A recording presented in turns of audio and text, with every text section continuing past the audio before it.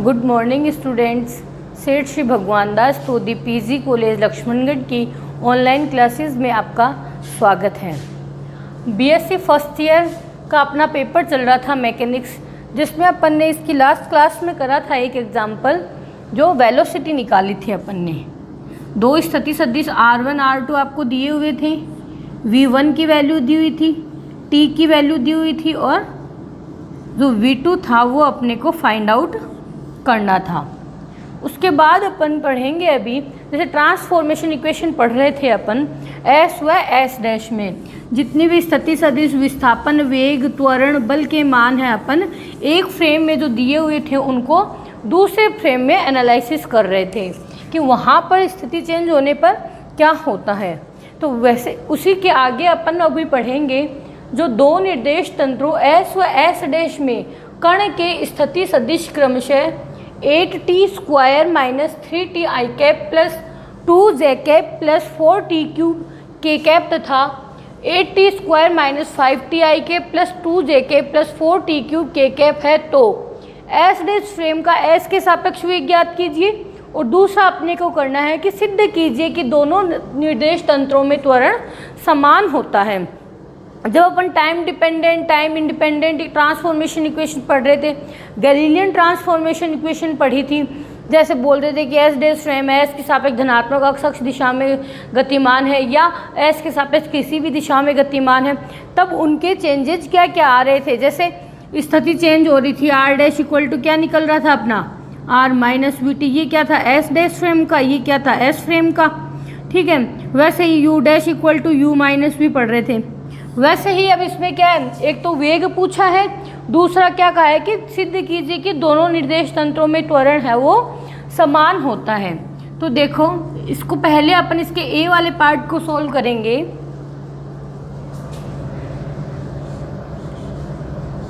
Solution है जो अपन कर रहे हैं पहले वो ए का है। S डैश फ्रेम का S के सापेक्ष वेग ज्ञात कीजिए। तो देखो सबसे पहले तो जो दिया हुआ है अपन उसको लिखेंगे, दिया है। अब देखो दिया है में R की वैल्यू दी है आपको, S व S डैश में कण के स्थिति सदिश क्रमशः है, क्रमशः मतलब पहले वाला S का दूसरा वाला S डैश का।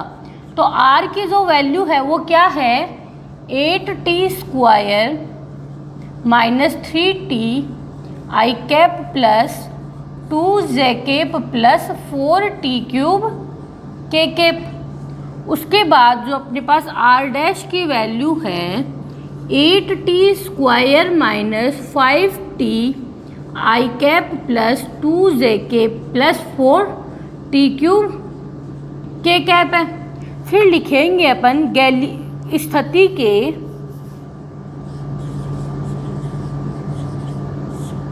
गैलीलियन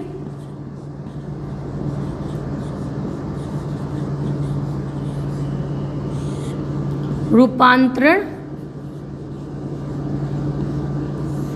समीकरण से। देखो R डैश इक्वल्स टू क्या होता है, जो गैलीलियन रूपांतरण का पोजीशन के लिए जो समीकरण आया था, Galilean transformation equation for position, तो वो क्या था R dash equal to R minus VT। यहाँ से VT की वैल्यू लिखेंगे अपन।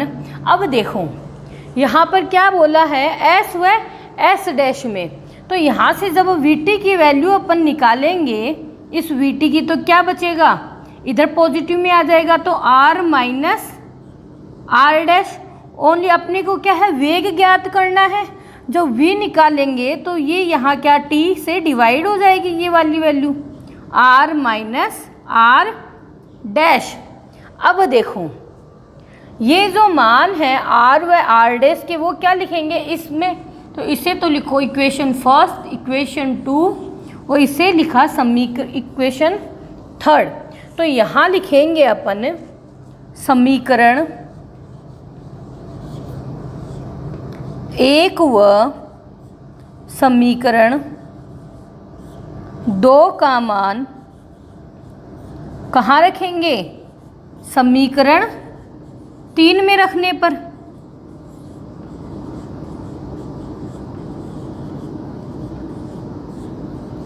देखो अब ये जो r और r डैश की वैल्यू है वो कहाँ लिखेंगे इसमें, तो इसमें लिखेंगे तो v बराबर अपना क्या रहेगा 1/t।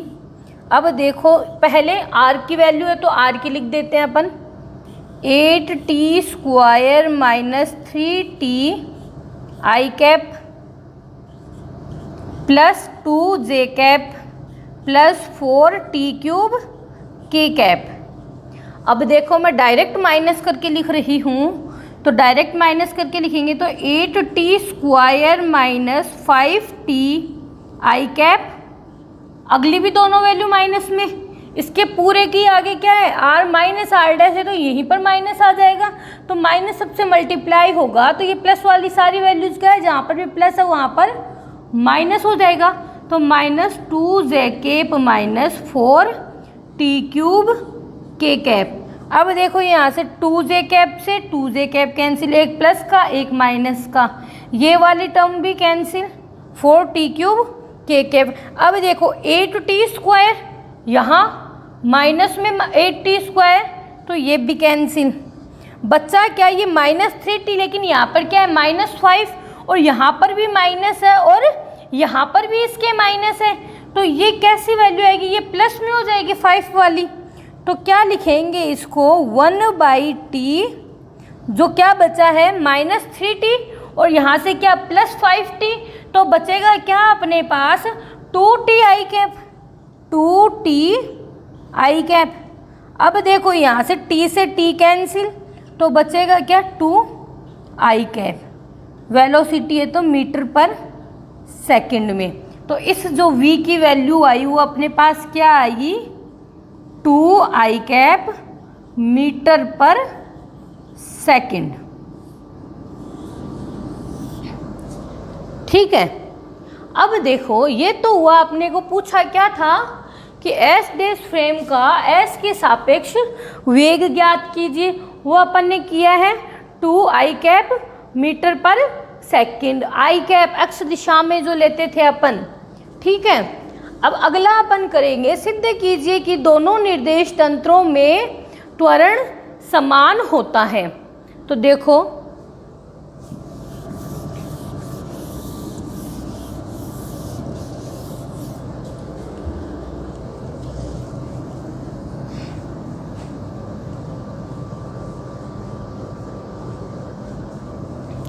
त्वरण क्या होगा, स्थिति का समय के सापेक्ष 2 बार अवकलन। अब देखो b को सोल्व करने के समय अपने को पता है s व s dash frame of reference लिया है, तो एक तरफ तो क्या लिखेंगे, देखो समझने के लिए ये इजी रहेगा आपका, इधर तो s फ्रेम वाली वैल्यू लिखेंगे और इधर s डैश फ्रेम वाली वैल्यू लिखेंगे। s फ्रेम में स्थिति सदिश क्या है 8t square minus 3t i cap plus 2j cap plus 4t cube k cap. ठीक है, एस डैश फ्रेम में क्या है यही value r dash equals to 8t square minus 5t i cap plus 2j cap plus 4t cube k cap. अब देखो अपने को क्या करना है, त्वरण ज्ञात करना है, तो त्वरण क्या होता है d square r upon dt square. तो सबसे पहले अपन इस समीकरण को t के सापेक्ष अवकलन करके क्या निकालेंगे वेग, तो वेग क्या निकलता है अपना dr अपॉन dt। जब dr अपॉन dt करेंगे तो इसका t के सापेक्ष अवकलन, तो ये क्या वैल्यू आएगी इसका t के सापेक्ष करेंगे d upon dt 8t square minus 3t i cap plus 2j cap plus 4t cube k cap. तो यहाँ पर जब करेंगे तो इसकी वैल्यू क्या आई अपने पास 16t माइनस 3 आई कैप, यहाँ पर t की कोई वैल्यू ही नहीं है तो 0 इसका अवकलन, और ये क्या बचा अपना 12t स्क्वायर k कैप। ऐसे ही अपन क्या करेंगे यहाँ पर v equal to D R dash upon D T. तो यहाँ पर इसका अवकलन करेंगे t के सापेक्ष 8t² minus 5t i cap plus 2j cap plus 4t³ k cap. इसका जब अवकलन करेंगे वही वैल्यू है, सिर्फ 5 वाला ही चेंज होगा। तो 16t माइनस 5 आई कैप, इसका 0 यहाँ भी, प्लस 12t² के कैप। यहाँ तो क्या आया है अपने पास, वेलोसिटी dr/dt। निकालना क्या है अपने को, ये v है, यहाँ पर r' है तो यहाँ पर v'। अपने को निकालना है त्वरण। त्वरण क्या होता है, स्थिति का समय के सापेक्ष 2 बार अवकलन। वेग निकाला है तो त्वरण क्या होगा, वेग का समय के सापेक्ष अवकलन। तो देखो यहाँ पर क्या लिखी अपन ने, इक्वेशन फर्स्ट, यहाँ पर इक्वेशन सेकंड,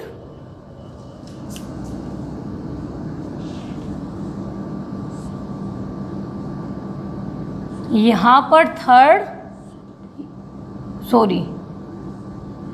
थर्ड अपन इसी को लिखेंगे, उसका आगे लिखेंगे। तो यहाँ पर जब इसका अपन t के सापेक्ष अवकलन करेंगे तो a इक्वल्स टू d²r/dt²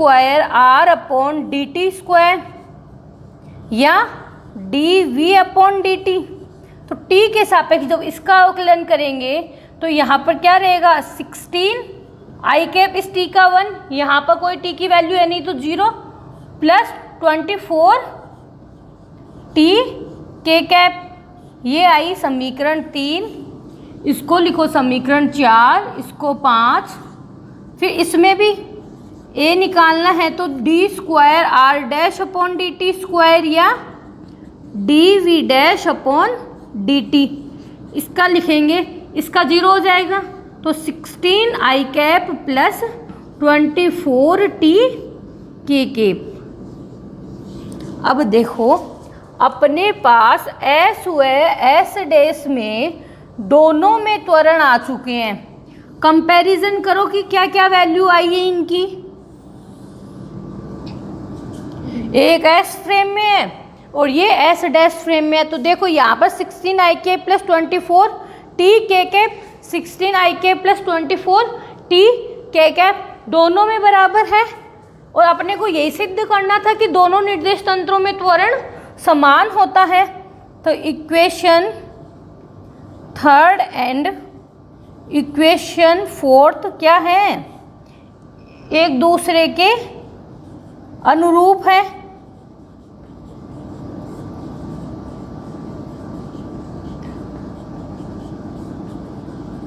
अतः a बराबर क्या होगा आपका, a'। यही अपने को प्रूव करना था, हेंस प्रूव्ड। स्क्रीनशॉट ले लीजिएगा इस एग्जाम्पल का। जो अपन पढ़ते थे ना, थ्योरी में अपन ने पढ़ा था कि कब तो डिस्प्लेसमेंट इक्वल रहता है, कब उनका त्वरण इक्वल रहता है, कब बल उनका बराबर रहता है। यहाँ पर अपन उसको प्रूव कर रहे हैं, एक डिजिट्स दी हुई है, एग्जाम्पल दिया हुआ है अपने को न्यूमेरिकल फॉर्म में उससे। नेक्स्ट अपन पढ़ते हैं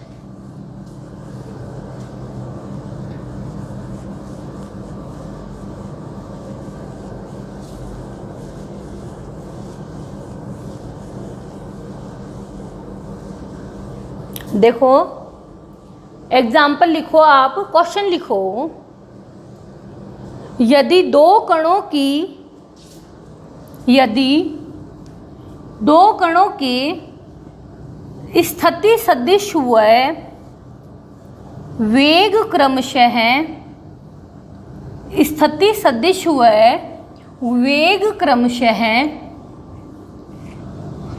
r1 r2 स्थिति सदिश है r1 व r2 स्मॉल में लिखना, व v1 व v2 है तो स्मॉल v1 व v2 वेग। तो सिद्ध कीजिए कि कण केवल तभी टकरा सकते हैं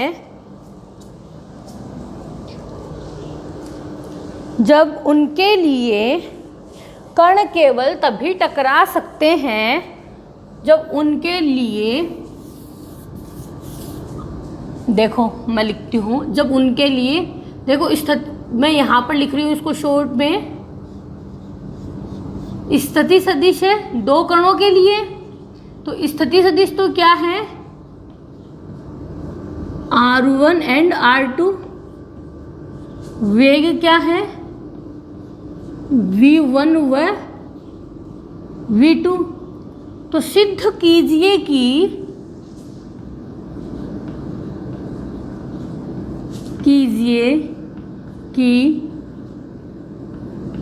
कण केवल तभी टकरा सकते हैं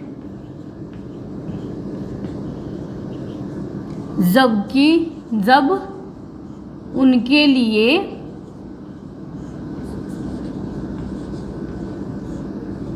ये है, वो अपने को सिद्ध करना है कि R2 माइनस R1 गुणा V2 minus V1 equals to क्या हो, 0 हो।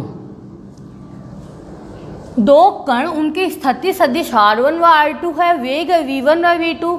सिद्ध कीजिए कि कण केवल तभी टकरा सकते हैं जब उनके लिए R2 माइनस R1 गुणा V2 माइनस V1 की वैल्यू क्या हो, 0 हो।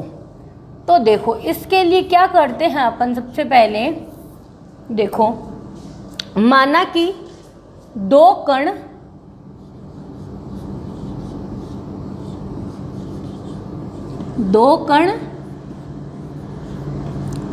जिनको नाम दिया है अपन ने P1 तथा P2 है,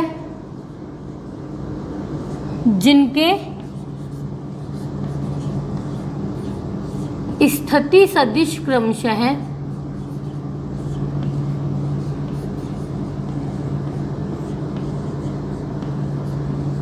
R1 व R2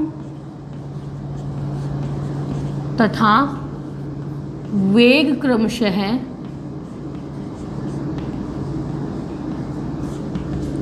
V1 व V2 हैं। देखो एक डायग्राम से अपन इसको मैं समझने की कोशिश करेंगे। देखो ये अपन ने लिया डायग्राम, ये क्या है, मूल बिंदु, ये एक्स एक्सिस, ये वाई एक्सिस। क्या लिया अपन ने, दो कण P1 व P2। P1 का स्थिति सदिश क्या लिया है, R1, ये लिखा है स्मॉल r1। P2 का क्या लिया है, R2। अब देखो माना कि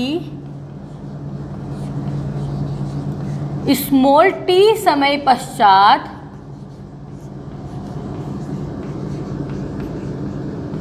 दोनों कण Q बिंदु पर टकराते हैं, Q बिंदु पर टकराते हैं। देखो Q बिंदु पर टकराएंगे मतलब यहाँ क्या लिया है, एक Q बिंदु, ये इधर आया किस वेग से, V1 से, ये इधर आया किस वेग से, V2 से। अब क्या बोला कि ये यहाँ पर टकराते हैं, तो ये क्या है, इनका एक स्थिति सदिश, R1 वाले का, पहले वाले का कैपिटल R1, दूसरे वाले का कैपिटल R2। अब देखो कल भी अपन ने पढ़ा था कि t समय पश्चात जब दोनों कण टकराते हैं तो Q बिंदु पर टकरा रहे हैं, तो Q बिंदु पर क्या होना चाहिए, उनके स्थिति सदिश है वो परस्पर समान होने चाहिए। तो t समय पश्चात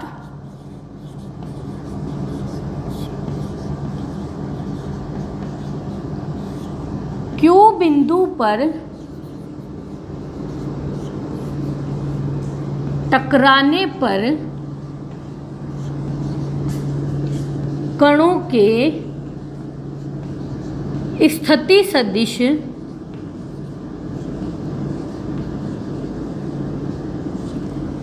समान होने चाहिए।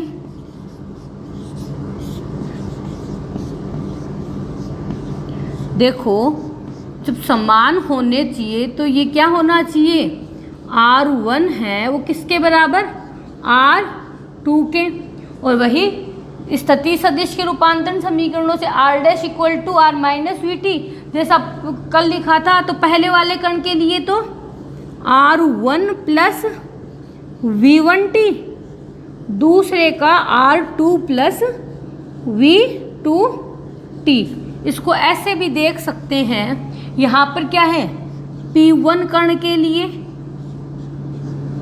जो इसकी वैल्यू लेंगे स्थिति सदिश क्या होगी, OQ R1 की। और ये क्या है, R1 प्लस V1t, किस वेग से कितने समय पर यहाँ पहुँचा। वही जब P2 कण के लिए लेंगे तो ये स्थिति सदिश बराबर होने चाहिए, तो वही OQ, ये क्या है, R1 व R2 की वैल्यू है ये OQ। देखो ये तो OQ बराबर क्या था, R1 था, ये क्या है OQ बराबर R2। तो दूसरे वाले कण के लिए है तो R2 प्लस V2t। तो यहाँ से मैंने यहाँ डायरेक्ट लिखा है। अब देखो इसको इधर ले जाएंगे R2 को, R1 को, तो क्या बचेगा इधर R2 माइनस R1, और इस V2 को इधर ले आएंगे तो V1 माइनस V2t। अब लिखो समीकरण 1 को दोनों ओर, समीकरण 1 को दोनों ओर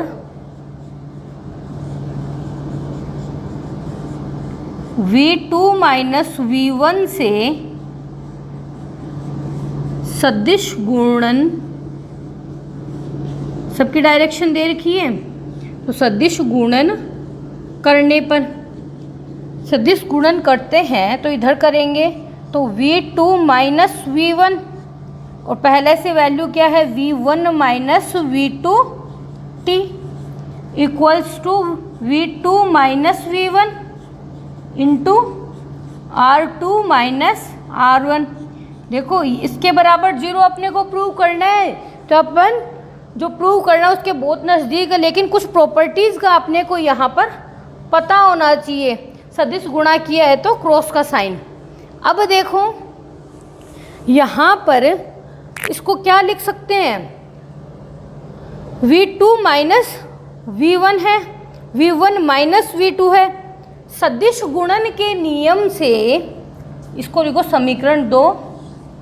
फिर देखो सदिश गुणन के नियम से, सदिश गुणन के नियम से, देखो सदिश गुणन के नियम से क्या होता है, जो सेम वैल्यूज़ होती है उनका क्रॉस प्रोडक्ट जो सदिश गुणा होता है वो किसके बराबर होता है, 0 के। तो यहाँ पर देखो समीकरण 3 में V2 माइनस V1 गुणा V1 माइनस V2, तो इसको क्या है अपन चेंज कर सकते हैं V2 माइनस V1 में, इसको माइनस से गुणा कर देंगे। तो देखो इसको सॉल्व करने पर ये वैल्यू क्या आएगी, इसको जब चेंज करेंगे तो V2 माइनस V1 तो है ही है, इसको करेंगे तो एक माइनस साइन, तो ये लिया इधर माइनस का साइन, और ये लिखा अपन ने V2 minus V1 into T बराबर V2 माइनस V1 गुणा R2 माइनस R1। ये तो क्या है, सदिश गुणन के नियम से ये तो क्या है, एक प्रॉपर्टी है। अब यहाँ पर इसको जब माइनस का साइन लिया मतलब क्या है, इस साइन को अपन लिखेंगे, इसको यहाँ पर माइनस लिखा आपने, देखो इसको फिर से लिखती हूँ, गुणा minus V2 minus V1 into क्या है, t है, इधर इक्वल है।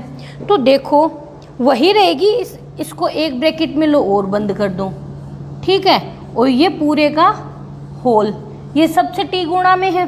तो अब देखो ये इसको गुणा करोगे तो ये माइनस को करोगे तो ये माइनस का प्लस, इसका क्या है प्लस V1, तो चेंज नहीं है, ऐसे फॉर्म चेंज हुई है। अब देखो ये तो है समीकरण 3 और ये लिखो समीकरण 4। तो समीकरण 4 का मान समीकरण 5 में रखने पर देखो समीकरण 4 का मान समीकरण 5 में रखेंगे तब ये जो वैल्यू है V2 माइनस V1 गुणा जो माइनस में आ रहा है कि ये V2 माइनस V1 ये क्या हो जाएगी V2 माइनस V1 की V2 माइनस V1 से क्रॉस प्रोडक्ट क्या होता है 0, माइनस का साइन है तो वो ऐसे 0 हो जाएगा। ये जब 0 है तो इधर वाली पूरी टर्म 0, तो इससे क्या होगा समीकरण 5 को समीकरण 5 का मान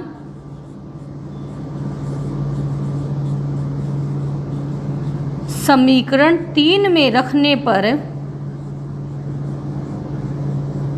देखो समीकरण 5 का मान जब समीकरण 3 में रखते हैं तो ये इधर वाली वैल्यू क्या है समीकरण 3 की, ये 0 हो जाएगी।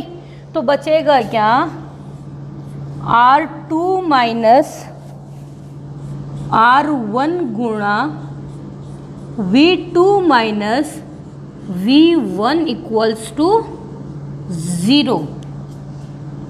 ठीक है, और अपने को क्या है यही प्रूव करना था कि सिद्ध कीजिए कि कण केवल तभी टकरा सकते हैं जब R2 माइनस R1 गुणा V2 minus V1 equals to 0। Hence proved. देखो स्टूडेंट्स, अपना ये जो फर्स्ट चैप्टर है वो कंप्लीट होता है यूनिट फर्स्ट का। ऐसे ही आपके कुछ और एग्जाम्पल्स बुक में दिए हुए हैं जिनको आप धीरे धीरे सॉल्व कीजिएगा। देखो आते ज़रूर है तो इनको ध्यान से करना है आपको। Okay, thank you students.